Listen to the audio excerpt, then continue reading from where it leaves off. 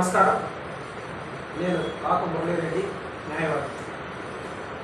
ఏదైతే గత జూన్ నెల నుంచి ఫోర్జరీ స్కామ్ పైన చేస్తున్నటువంటి పోరాటానికి గాను కమిషనర్ గారి దృష్టికి వెళ్ళి ఎవరైతే ఈ ఫోర్జరీ స్కామ్లో భాగస్వాములైన వారిని సస్పెండ్ చేయడం ఒక అడుగైతే, తరువాత శాఖాపరమైనటువంటి చర్యలతో పాటు గౌరవ ఎస్పీ గారికి లిఖితపూర్వకంగా కమిషనర్ గారు ఫిర్యాదు చేయడం మరొకడు.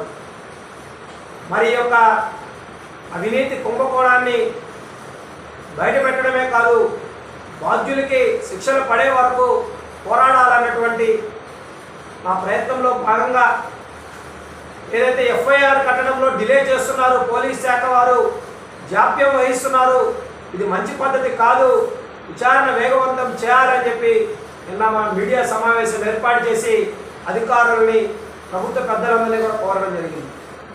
అయితే నిన్న 19/7/2024 మన పోరాట ఫలితంగా ఈరోజు ఎఫ్ఐఆర్ని దర్గామిట్ట పోలీస్ స్టేషన్లో ఎఫ్ఐఆర్ని రిజిస్టర్ చేయడం జరిగింది. ముందుగా ఈ విషయం పట్ల హర్షం వ్యక్తం చేస్తా ఉన్నాం. ఎందుకంటే ప్రజా పోరాటాలు ప్రశ్నించే గొంతులే అవినీతిని, అక్రమాలని ఆపగలవు. అవి ఎప్పుడైతే మోగబోతాయో అక్రమార్కులు యథేచ్ఛగా వారి యొక్క కార్యకలాపాలని నిర్వర్తిస్తూ ఉంటారు. కాబట్టి ప్రజల పక్షాన ప్రశ్నించే గొంతుగా ఈరోజు ప్రజాధనాన్ని బకాసులాగా తినేస్తున్నటువంటి అక్రమార్కులకి గుండెల్లో దడ పుట్టించే విధంగా ఈ విచారణ కొనసాగాలన్నటువంటి ఉద్దేశంతో చేస్తున్నటువంటి మా పోరాట ఫలితంగా ఈరోజు ఎఫ్ఐఆర్ రిజిస్టర్ చేసినటువంటి పోలీస్ శాఖ వారికి ముందుగా ధన్యవాదాలు తెలియజేస్తాం. అయితే ఈ యొక్క ఎఫ్ఐఆర్లో ఏదైతే దర్గామిట్ట పోలీస్ స్టేషన్లో ఎఫ్ఐఆర్ కాపీలు ఇప్పటి వరకు ఇంకా అందుబాటులోకి రాలేదు. వచ్చినటువంటి సమాచారం మేరకు క్రైమ్ నెంబర్ 107/2024 ఎఫ్ఐఆర్ నెంబర్ 107/2024గా ఈ యొక్క కేసుని వారు రిజిస్టర్ చేయడం జరిగింది. దాంట్లో అండర్ సెక్షన్ 120B, 420, 467, 468, 471, 34 IPCగా ఈ యొక్క సెక్షన్ని నమోదు చేయడం జరిగింది. ఏదైతే అండర్ సెక్షన్ 120B అనేది ఏదైతే ఉందో, సామాన్య ప్రజలకు అర్థమయ్యే విధంగా ఏదైనా ఒక కుట్రపూరితమైనటువంటి చర్యకు ఒక పన్నాగాన్ని పన్నినప్పుడు ఈ యొక్క సెక్షన్ని ఇండియన్ పీనల్ కోడ్ ద్వారా లేదా BNS ద్వారా ఏదైతే చేసినటువంటి వారిపైన ఈ సెక్షన్ ద్వారా కేసు నమోదు చేయడం జరుగుతుంది. అదేవిధంగా 467 అనేది సంతకాల ఫోర్జరీ, 10 ఏళ్ల వరకు జైలు శిక్ష పడేటువంటిది నాన్ బెయిలబుల్ సెక్షన్. ఈ సెక్షన్ ద్వారా ఎఫ్ఐఆర్ చేసినటువంటి కేసులో ముద్దాయిలు ఎవరైతే ఉంటారో వారిని తప్పనిసరిగా అరెస్ట్ చేసి విచారణ చేయాల్సినటువంటి అవసరం ఉంటుంది. అదేవిధంగా 34 IPC అంటే ఒకరికన్నా ఎక్కువైనటువంటి ఒక సమూహం ఒకే నేరానికి ఒకే ఉద్దేశంతో పాల్పడితే 34 IPC అనే దాన్ని ఇండియన్ పీనల్ కోడ్ ద్వారా దాన్ని పెట్టడం జరుగుతుంది. మరి ఈ సెక్షన్ ద్వారా ఎఫ్ఐఆర్ నమోదు చేశారు, సరే, మరి ఈ నమోదు చేసిన తర్వాత విచారణ పరిస్థితి ఏంటి అన్నది తరువాత ప్రశ్న. ఏదో ఎవరో అడిగారు, మీడియా సమావేశాలు పెట్టారు, ప్రజల్లో చర్చ పెరిగింది, ప్రజల్లో వ్యతిరేకత వస్తుందేమనేటువంటి భావంతో ఎఫ్ఐఆర్ చేయడమే కాకుండా దీనిపైన సమగ్ర విచారణ జరగాలి. కేవలం ఎవరైతే సస్పెండ్ అయ్యారో కార్పొరేషన్ ఉద్యోగులు ఆ నలుగురిని ఎఫ్ఐఆర్లో పెట్టినట్టుగా మనకు ప్రాథమిక సమాచారం వస్తూ ఉంది. అదేవిధంగా మేయర్ భర్త అయినటువంటి జయవర్ధన్ అనేటువంటి వ్యక్తిని, అదేవిధంగా అతను సహకరించినటువంటి శివకృష్ణ అనేటువంటి వ్యక్తిని, అదేవిధంగా మరొక వ్యక్తిని కూడా ఎఫ్ఐఆర్లో చేర్చినట్టుగా సమాచారం వస్తూ ఉంది. మరి కేవలం వీళ్ళైనా దేశంలోనే ఎక్కడ లేనటువంటి విధంగా, భారతదేశ చరిత్రలో ఎన్నడూ జరిగినటువంటి విధంగా ఇద్దరు IAS అధికారుల సంతకాలు ఫోర్జరీ చేసినటువంటి ఇంత పెద్ద స్కామ్లో కేవలం వీళ్ళైనా బాధ్యులు అని ఒక్కసారి ఆలోచించాల్సినటువంటి అవసరం ఉంది. వీరి వెనకాల ఎవరున్నారు? ఆనాటి వైఎస్ఆర్ కాంగ్రెస్ పార్టీ ప్రభుత్వంలో ఉన్నటువంటి 7 మంది కార్పొరేటర్ల హస్తం దీని వెనకాల ఉన్నటువంటి అనుమానాలు వివిధ సమాచార మార్గాల ద్వారా మాకు అందుతూ ఉంది. అదేవిధంగా ఇద్దరు వైసీపీ ముఖ్య నేతలు రూరల్లో కీలకంగా వ్యవహరిస్తూ జయవర్ధన్తో సన్నిహిత సంబంధాలు కలిగినటువంటి కీలకమైనటువంటి నేత, వారికి సహకరిస్తున్నటువంటి ఒక సహకార సంస్థలో కీలకంగా వ్యవహరిస్తున్నటువంటి మరొక వైసీపీ నేత హస్తం దీంట్లో ఉందన్నటువంటి అనుమానాలు మాకు ఉన్నాయి. మరి ఆ దిశగా మీరు విచారణ చేయాల్సినటువంటి అవసరం ఈరోజు ఎంతైనా ఉంది.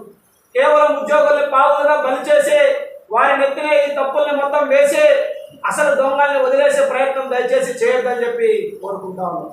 ఈ యొక్క కుంభకోణం వెనకాల ఎంతటి స్థాయి వారు ఉన్నా సరే, వారు ఏ స్థాయిలో ఉన్నా సరే, వారిని కఠినంగా శిక్షిస్తేనే ఈ యొక్క పోరాటానికి పూర్తి స్థాయిలో న్యాయం జరిగినట్టుగా నేను భావిస్తాను. అదేవిధంగా ఈరోజు అనేక మంది అధికారులు బదిలీలు జరిగాయి. మరి బదిలీలు జరిగిన తర్వాత వచ్చినటువంటి అధికారులు కూడా దీన్ని అదే స్థాయిలో ముందుకు తీసుకుపోవాల్సినటువంటి అవసరం ఎంతైనా ఉంది. దీని వెనకాల కేవలం ఒక ఇద్దరు ముగ్గురు ఉద్యోగులు ఎంత ధైర్యంగా ఈ కార్యక్రమాన్ని చేయగలుగుతారా? అధికార పార్టీలో ఉన్నటువంటి నాయకులు అండదండలు లేకుండా ఈ యొక్క కుంభకోణాలకు మీరు తెర తీయగలుగుతారా అన్నటువంటి విషయాన్ని ప్రజలంతా కూడా ఆలోచన చేయాల్సినటువంటి అవసరం ఉంది. అదేవిధంగా ఈరోజు ఎక్కడా లేనటువంటి విధంగా ఐఏఎస్ల సంతకాలే ఫోర్జరీకి గురైతే మరి ఇంకా దేనికైనా పాల్పడరా? ఇంక ఏదైనా సాధ్యమే కదా. ఎవరికి వారే సంతకాలు పెట్టుకొని ఉద్యోగ నియామకాలు జరపవచ్చు, ఎవరికి వారే సంతకాలు పెట్టుకోవచ్చు, ఫైళ్ళన్నీ మూవ్ చేయొచ్చు, కాంట్రాక్టర్లు టెండర్లు కేటాయించవచ్చు. ఒక ప్రభుత్వ ఉద్యోగి సంతకం అంటే ఎంత విలువైనదో, ఎంత శక్తివంతమైనదో మా అందరికీ తెలుసు.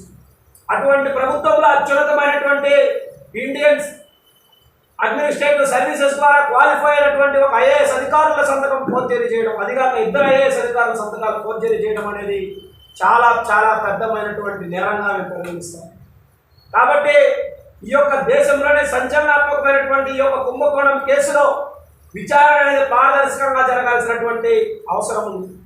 మేము ఈ యొక్క పోరాటంలో భాగంగా అవసరమైతే విచారణ వేగవంతం చేయడం కోసం హైకోర్టును సైతం ఆశ్రయించడానికి వెనకాడబొమ్మని సందర్భంగా తెలియజేస్తాము. విజిలెన్స్ ఎంక్వైరీ జరగాల్సినటువంటి అవసరం ఉంది. రాష్ట్రంలోనే అన్ని వ్యవస్థలు ఉలిక్కిపడినటువంటి ఘటనగా దీన్ని మేము భావిస్తా ఉన్నాం. ఈరోజు ఈ యొక్క పోరాటంలో భాగంగా ముందుకు పోతూ ఉంటే మా వద్దకి మరికొంత సమాచారం వస్తూ ఉంది.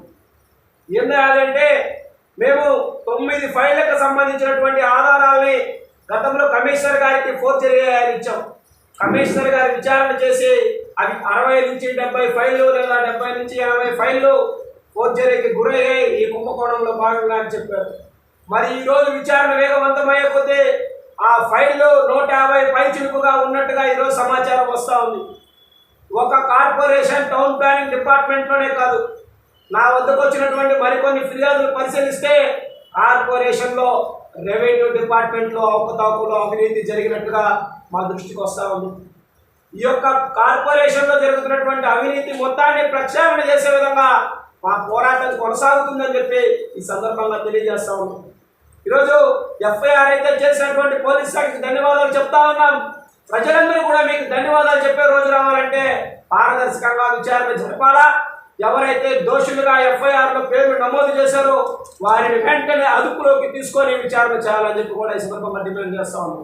ఎందుకంటే ఒక రాజకీయ పార్టీలు, ఈరోజు అధికారులు, ఈరోజు రాజకీయ నాయకులు, గతం ప్రభుత్వ నాయకులు అందరూ కూడా భాగస్వాములైనటువంటి ఈ యొక్క స్కామ్లో వారు దేనికైనా సిద్ధపడి ఆధారాలను తారుమారు చేసేటువంటి పరిస్థితులు ఉన్నాయి. కాబట్టి ఏవైతే ఆధారాలు ఉన్నాయో వాటిని గోల్మాల్ చేసి ఎవరినైనా ప్రలోభ పెట్టి బెదిరించి భయపెట్టి చేసేదానికి కూడా వెనకాడినటువంటి వ్యక్తులు. కాబట్టి ఈరోజు వారందరినీ కూడా అదుపులోకి తీసుకొని జ్యుడిషియల్ రిమాండ్ని అడిగి కోర్టు ద్వారా తీసుకొని కస్టడీలో ఉంచి విచారణ చేయాల్సినటువంటి అవసరము ఆవశ్యకత ఎంతైనా ఉందని చెప్పి ఈరోజు మేము అభిప్రాయపడతా ఉన్నాం.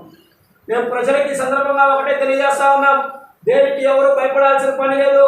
అవినీతి ఏ దశలో ఉన్నా, ఏ స్థాయిలో ఉన్నా మా వద్దకు తీసుకురండి, మీకు అండగా మేము నిలబడతాం, అక్కడ మార్పుల ఆట కట్టిస్తామని చెప్పి ఈ సందర్భంగా తెలియజేస్తూ మరొక్కసారి చెప్తా ఉన్నాం, ప్రశ్నించే గొంతులు ప్రజా పోరాటాలే అవినీతిని ఆపగలవు తప్ప మరొక మార్గం లేదు అన్నటువంటి విషయాన్ని ప్రజలు గుర్తెరగాలని చెప్పి ఈ సందర్భంగా తెలియజేస్తూ, కార్పొరేషన్లో ఉన్నటువంటి అవినీతి అక్రమార్కులారా ఖబర్దార్, గుర్తుపెట్టుకోండి.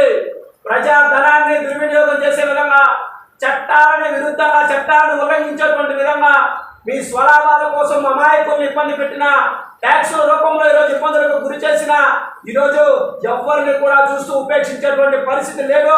ఏ ఒక్కరికి అన్యాయం జరిగినా, ఏ ఒక్కరికి చట్ట విరుద్ధంగా ఏ వ్యవహారం జరిగినా కూడా మా వద్దకు రండి, మీకు మేము న్యాయం చేసే విధంగా పోరాడతామని చెప్పి సందర్భంగా తెలియజేస్తూ, కార్పొరేషన్ ప్రక్షాళన ధ్యేయంగా ఈ రోజు నుంచి పనిచేస్తామని చెప్పి కూడా ఈ సందర్భంగా తెలియజేస్తూ, వెంటనే ఎవరైతే దోషులు ఉన్నారో వారిని అదుపులోకి తీసుకోవాలా. వారి వెనకాల ఉన్నటువంటి ఆ 7 మంది కార్పొరేటర్ల భాగోతమేందో తెలియజేయాల్సినటువంటి అవసరం ఉంది. వైసీపీ ముఖ్య నేతలు సహకరించినటువంటి 2 ముఖ్య నేతల యొక్క పాత్ర ఏమిటో కూడా తేల్చాల్సినటువంటి అవసరం ఉంది. విజిలెన్స్ ఎంక్వైరీ చేయాల్సినటువంటి అవసరం కూడా ఉందని చెప్పి ఈ సందర్భంగా తెలియజేస్తూ, ఇది ప్రజా విజయం కాబట్టి ఈ విజయంలో, ఈ పోరాటంలో భాగస్వాములైనటువంటి ప్రతి ఒక్కరికి కూడా పేరు పేరున హృదయపూర్వకమైనటువంటి ధన్యవాదాలు తెలియజేస్తా ఉన్నాం. జై హింద్.